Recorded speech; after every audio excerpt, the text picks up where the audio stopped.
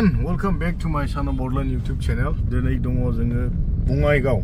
गरमजों आंजोंहाय welcome back होनब्रा ओइ दुखु मोनदोला नोंखौ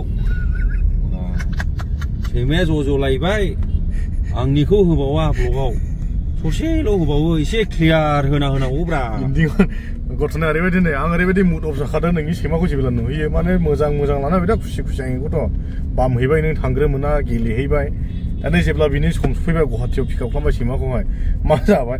आं नुहुरखाबाय मोनसे मा होनो बेमार गोनां सैमायाखौ ज' माबोरै दोनखादों ओमफ्राय जोंखौथ' मिथिया बिसोरो जों सफैबाय जों लायनोसै होननानैहाय हाखु दाखुनो नुहुरनाखौनो गारि फिथिंगासिनो दं अखा बादोंना आं ग्रोब नुहोबाय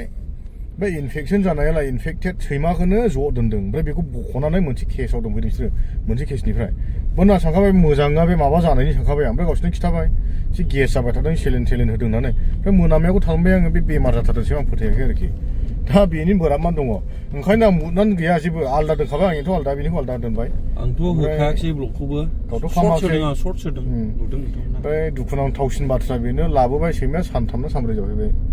सानथामाव थैबाय 17 आव लाबोदों सानथाम जाबाय सैमाया थैबायसो दा जों दङ नै इउनिभार्सेल मल इउनिभार्सेल स्टुडिअ बेहाय दं आरोखि जोङो रिजोना जाहैबाय आं दाखाल सानथामसो सिगां सानथामथ' नङा साननैसो सिगांहाय मा होनो मोनसे शर्ट्स रिल्स बायदिखौनो बुंदों आं मोनसे एडभार्टाइज टाइपनि होदोंमोन नालाय दा बे भिडिअ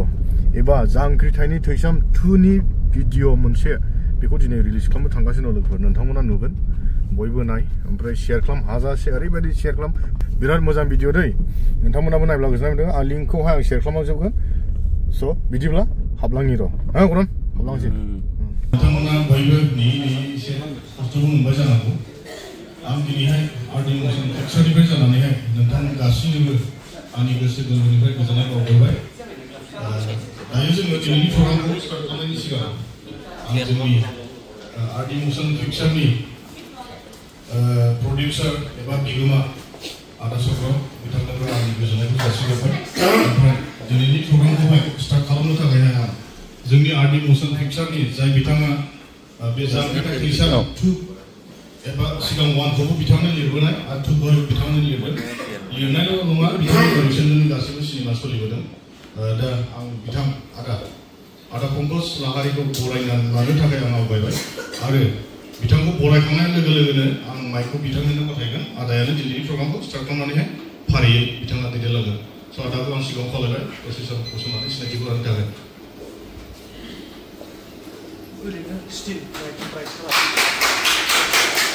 गोजोननाय थाबाय आदा स' माइक इज योर्स नोंथाङा दैदेनलांनो गोसो बयनिसिमबो गोजोन मोनाबिलि दिनैनि बे मोनाबिलि समाव बेहाय नुजाथिफैनानै जोंनि सावथुन मुलुगजों नुबाय थानाय गासै फावगिरिजों लोगोसे सावथुन दिहुनगिरि बयखौबो जोङो प्रडाक्सन जानानै बेहाय बरायफैनाय थाबाय दिनैनि नैबे समाव ज' जानायनि गुबै थांखिखौ ओरैनो बेहाय थाफैनाय गासै सुबुंफ्रानो मिथिखागौ जोङो नैबे बोसोराव ओंखारनो गोनां जा मोनसे जोंनि आर्ट मोशन पिक्चार्सनिफ्राय ओंखारनो गोनां जांख्रिथाय थैसाम 2 बे सावथुननि मोनसे भिडिअ सं दिनैनि मोनाबिलिनि समाव रिलिज होनो लादों बेहाय जोङो जिहेतु आवगायनि समफोराव प्रडाक्सननि साइडनिफ्राय मोजाङै मोनसेबो पाब्लिसिटि खालामनाय जायाखैमोन बेखायनो प्रडाक्सननि डिसिसन बायदियै जोङो मेथाइजोंनो जोंनि पाब्लिसिटिखौ जागायनो होननानै आखायाव लादों आसा थिदों बयबो मेथाइखौ नुनानै गोजोननाय मोनगोन जोङो मेथाइखौ बेखेवनायनि सिगांनो जोङो सावथुनजों सोमोन्दो थानाय गोबां खस्थ' खालामनाय बेहाय सोद्रोमाफोर दङ बिथांमोनखौ आङो नोंथांमोननि सिगाङाव सिनायथिनो लाग्रोनो सानदों गिबियावनो दङ आंनिनो लोगो फंबाय बायदि प्रडिउसार बिथां चक्र सिंह मुसाहारि बिथांखौ आङो गावनि सिनायथिखौ बेहाय लाफिनो थाखाय गुरै खावलायहरदों लोगोसेनो प्रडाक्सननिफ्राय गांसे आर'नाइजों बरायनो थाखाय आं गुरै खावलायहरदों साबायखर थाबाय सुबीर गारजि नोंथांखौ आं बेहाय लिंहरनाय जाबाय गावनि सिनायथिखौ अननानै फैदो गांसे आर'नाइजों बरायनो थाखाय आं गुरै खावलायहरनाय थाबाय थैंक इउ फंबाय लिंसार बसुमतारी गावनि सिनायथिखौ होनो फैनो थाखाय आं गुरै खावलायनाय थाबाय लोगोसेनो गांसे आर'नाइजों बरायनो थाखाय गुरै खावलायनाय थाबाय साबायखर लोगोसेनो गांसे आर'नाइजों बरायनो थाखाय आं गुरै खावलायबाय प्लिज थेंक इउ सावथुननि सोमोन्दै आं एसे बुंनो सानदों माबायदिहाय जोंनि शुटिंआ जागायनाय माबायदि शुटिंआ जोबनानै थांखो बयबो मिथिखागौ सावथुननि शुटिं होनना बुङोब्ला मोनसे ओरैबायदि गोब्राब खामानि जायखौ जोङो बे बुहुमाव थानाय जिखिनि गोब्राब खामानिफोर दङ बेफोरनि लिस्टआव बेबो थाफायो होनना बुंनो हायो आरो जोङो सावथुनखौ जागायदोंमोन एप्रिल दानाव एप्रिल दाननि थिग मार्चआव जागायनानै जोङो मथा मथि बुंनो थाङोब्ला मास मोननैयानो शुटिं जादों मास मोननै शुटिं जानायनि उनावसो जोङो सावथुननि खामानिखौ फोजोबनो हादों गोलाव सम लानायनि गुबै थांखियानो जाहैबाय सावथुनाव माने खायसे ओरैबायदि इन्सिडेन्टफोर दङ जाथायफोर दङ जायखौ सुट लानायाव माने एसेल' समनि गेजेराव हाखाया ओरैबायदि मानसिफ्रा खस्थ' जादों जायफोर बे सावथुनजों सोमोन्दो थानाय सुबुंफोर माने बिथांमोननि खस्थ'खौ नुनानै थारैनो माने आंबो ओरैबायदि दुखु मोनखांदोंमोन शुटिं समाव साबायखर बावनांगोन बिथांमोनखौ जायफोरानोखि बे सावथुनखौ शुटिंखौ फोजोबनायाव जोंखौ आङो बिथांमोननिसिम गोसो गोरबोनिफ्राय अननाय बावहरदों माबा खालामदों इनकल खालामदोंमोन आर्टिस्टफोर महरगिरिफोर बिथांमोनखौ सान्दुं मिथिया बार मिथिया गावनि बेसेन गोसा समखौ होनानै स्टार्ट जाबाय बिदिनो 10-15 मिनिट जानो हागौ माने गावसोरनि मोजां पारफरमेन्सखौ होदों आरो दे रावनिबो सासेबो आर्टिस्टनिफ्राय आङो लेहामि बा लेजिनेस बेबायदि आखुथायखौ नुनो मोनासै जेसेबांखि न'आव खैफोद आफोद जाया मानो बिथांमोना जोंनि नैबे शुटिंखौ बांसिन इम्परटेन्ट होननानै गावनि न'खरनि उसुबिदाखौ दोनथ'नानैबाबो जोंनि शुटिंखौ जाफुंसार होदों आरो महरगिरिफोरा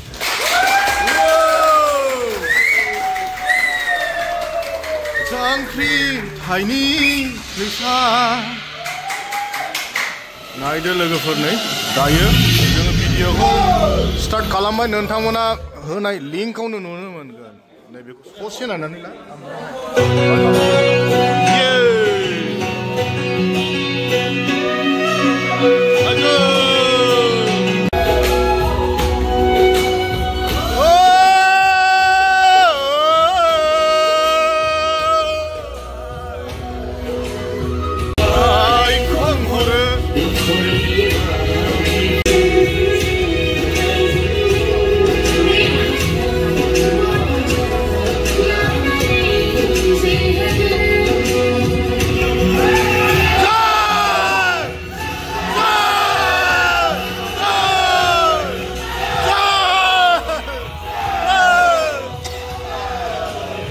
टाइमा ओरैबायदि हाखु दाखु जाबाय लोगोफोरजों बेवहाय फोजोबनानैहाय दा नै मोनसे जायगायाव थांफिननांगौ गुवाहाटीयावहाय नोंथांमोना जोंजों गुवाहाटीयाव थांफानो हागोन ओमफ्राय अधर जाबायलाय दावराव हालाय खालाय 100 बार फन खालामबाय आंखौ दिनैहाय जिबनाव 100 बार सासे मानसिनि दिनाव रिसिभ खालामबाय आं दिनै बेनि हालाय खालाय आंबो जोंखाबाय नोंखौ दावराव हटेलावहाय इनि हटेलाव दावरावनि हटेलाव हटेल मालिकरा सातथालागौ लाना बिराद दुगा रायो दे आदै दे नोंखौबो गाज्रि मोननो हायालै हाजार रायजालाबो बुहुलालाय जिङिन जाहाथे बुहुलाबो मा मावनाय बे टाइमाखौथ' बिदि जागोन जोंखौबो बुहुल हमजोबनो हाया जों खालामाखैना बेखौ ओंखारलांसै माजा जाबायना दा जियानो जा नै जों साफागुरि ओरै फैबाय ओमफ्राय बेयाव दोनखादोलै गारियानो गालांसै Dear riders, dinner is ready. Kindly have it. We're soon going to close our kitchen. I request all to have dinner. बाद में मत बोलना भूखा सोओगे. Hey Manoj. Hey, Digasa, once more.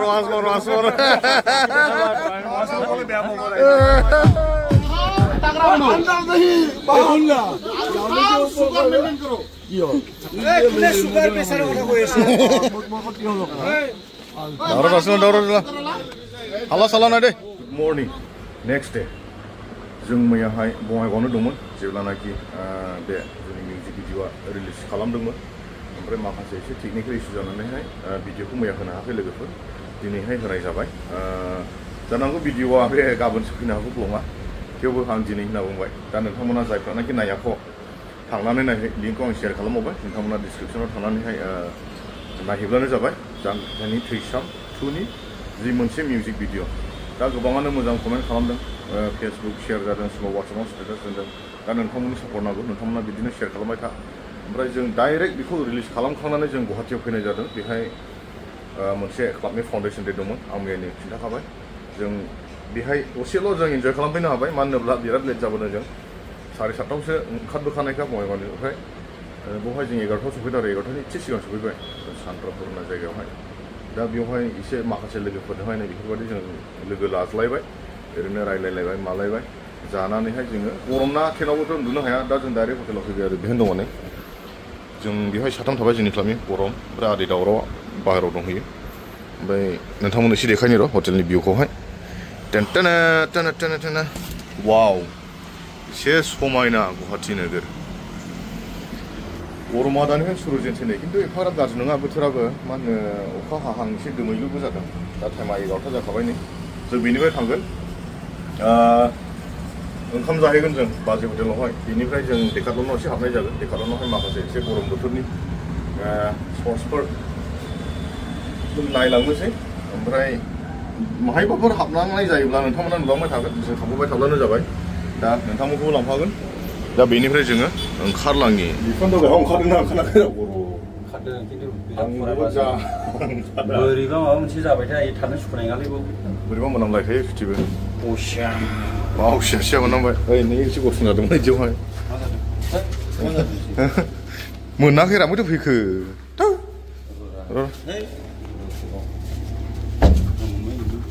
ओंखारलाबायनो हायो गाखोफैनो र' माहाजोनफोरा गोजौसिनावसो थायो खाखोमा खादखोमा बै माथो गोरजियाखाना माथो आदाबोनो आदा लिअ'निनोलै हा दे थिगैनो दं दे बांद्राय गाहायाव थालै बिसोरो गोजौआवल' थायो नुबाय दा आसोलफोरनिया माथो आवाज जाखैलाय हा फांनिले ओमफ्राय माजों होखो फांहोदों नामा आदसा खरबेंजों होखोना माखोरा खरबेंजों फांजायो बिदिनो जायो आरो मिथिबावासो आं बिदिखौहाय होजायो होननानै होदे है ओंखारनाबो एफा दुगा गावनि ना मालायनि जाखो बिल्डिंआनोथ' फैनायसोलि आइएसबिटिनि बाजैयाव जानो फैबाय ओंखाम ओमफ्राय ओरैबायदि बोरांबाय दावरावा जों होनबाय बाजैनिबो गोथाव नालाय गावनि हिमालयानो गोथावनो नाय आलदा जिरायबावो ओइ जोंखाबाय दा हा गावनि बायदि हब्रा हब्रा खालामोरा हटेलालाय आदै रायलायलाय नै जोंखो बिदि जोङो नोङो रायलायबावलाय नों दा रायलायब्रा जाखानोसै आदै वी आर सरि east west north south Himalaya is the best आदै राग दाजों आदै माथो बिदि बोरावखो साथाम ओइखौ ओरै थिनहरदो सासेखौ साब्रै जागोन बोराबायलै गोगोम बोराबाखै दे जाहैदेरलै गरम नों थैसा लानानै मानसि हाबलानो गावनि जिरायखायो नालाय नङा बबेबायदि जादों जानायालाय दा बुस्थुआ जाहैबाय जों बेखौ बावबाय नै रायनाया नै आदै बोराबायलै नुबाय दा ओरैबा नावखायाव नै बे फैला बोरैबा मिनिहां जाबावो ओमफ्राय मानसिया मिनिबावोरा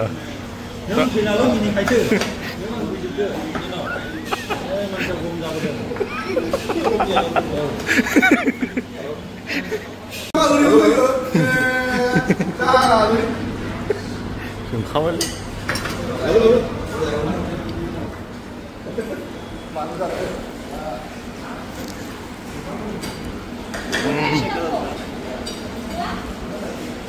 ओमफ्राय मा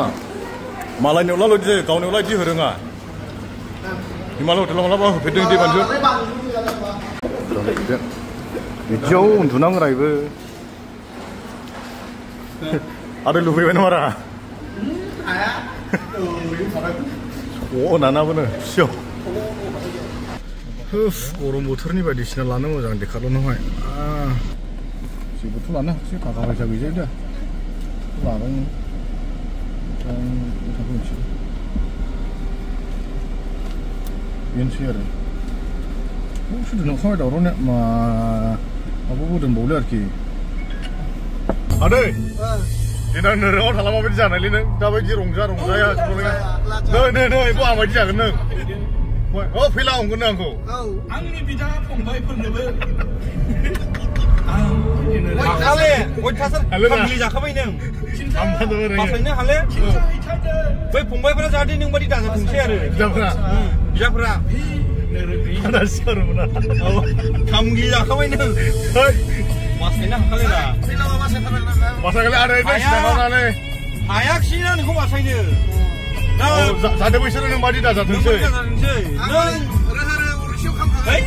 नों गैलेरा नों थैयाबो खामख्रें खालामनोलै आदै ओरैबायदि असान्थि खानो बिदि जागोन आरो नों बुंबाय आरो थाना खिनायदो नों उफाय गैलेरा आदै फंबायफोरनोबो ओरैबायदि दुखुखासै आदै दावरावनि जारिमिन बायदि ओरैबायदि अबस्थायाव गोग्लैगोन होननानै दावराव फैबाय लोगोफोर गुवाहाटीनिफ्राय फैफिनगासिनो दं बङाइगाव मोनथारनोसै नै आदैनो गारियाव मा थिननो बोखो नों इमान मोजां टेन्टबोबाय माबा गान खोनासंबोबाय बियार खाबनैसो लोंबोबाय थाबाय गस्पेल गाना गोदै गोदै दामनाय दो थांनायालाय हालाय नोंखौ गोसो सोलायनाय सानदोंमोन ओमफ्राय नोरोङावथ' बिराद गिनाय मोनबोबाय नों माबालां हारसिं थाङा ज' थांब्ला आं थालांगोनब्रा बायसान्सआव ज' थांबायब्ला आं थालांगोन बिसोरनो दै बायदिसिना रोगाना होगोन आरो आं आदा आं हिमालयानसो लानानै थांखागोन नालाय